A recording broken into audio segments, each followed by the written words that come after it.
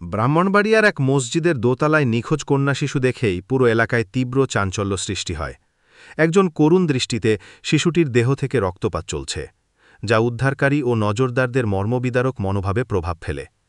ছোট্ট মেয়েটি আল্লাহর ঘরে নামাজ চলাকালীন সময়েই কোথাও নিখোঁজ হয়। পরবর্তীতে মসজিদের উপরের তলায় তার রক্তাক্ত অবস্থায় লাশ পাওয়া যায়। স্থানীয় লোকজন তীব্র শোক ও ক্ষোভে ফেটে ওঠে।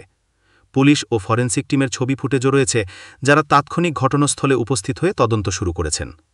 প্রথমে একটি ড্রোন বা উপরে থেকে দৃশ্যের মাধ্যমে মসজিদের চিত্র উপস্থাপন করা হয়।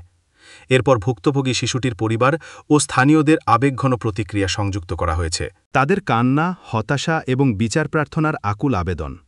পাশাপাশি কর্মকর্তাদের দেওয়া মন্তব্য, তদন্ত চলছে, মানবিক বিচার চাই, মসজিদ, স্থানীয় পরিস্থিতি এবং এলাকার সাধারণ মানুষের প্রতিক্রিয়া একে অপরের সাথে সুনিপুণভাবে সংযুক্ত করা হয়েছে।